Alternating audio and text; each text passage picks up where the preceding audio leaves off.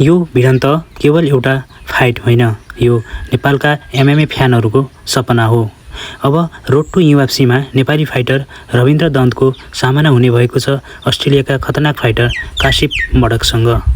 रविन्द्र दन्तले आफ्नो अघिल्लो फाइटमा शानदार प्रदर्शन गर्दै किम्बर्ट एरनिजोनलाई हराएर इतिहास बनाए।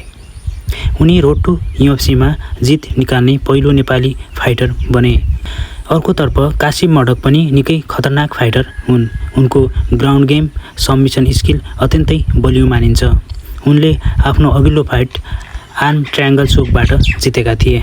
अब प्रश्न उठ्छ, के रविन्द्र दन्तले फेरि इतिहास बनाउन सक्छन् कि कासिप मडक नेपाली सपनाको बाटोमा बाधा बन्नेछन्? रविन्द्रको स्ट्राइक स्पिड, कन्फिडेन्स र एग्रेसन अहिले चर्चामा छ, तर मडकको एक्सपिरियन्स र ग्र्याप्लिङले फाइट जुनसुकै बेला बदल्न सक्छ। यो फाइट जित्ने यूएफसी कन्ट्र्याक्ट नजिक पुग्नेछ, त्यसैले दुवै फाइटर आफ्नो सम्पूर्ण शक्ति लगाउनेछन्। तपाईको विचारमा कसले जित्ला?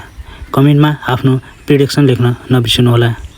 र यदि यूएफसी र नेपाली एमएमए सम्बन्धी भिडियो हेर्न मन पराउनुहुन्छ भने च्यानल सब्स्क्राइब गर्नुहोस् र बेल आइकनलाई पनि दबाउनुहोस्। रोड टु यूएफसीको सेमिफाइनल मिड लास्ट 2026 अगस्तमा हुने सम्भावना छ।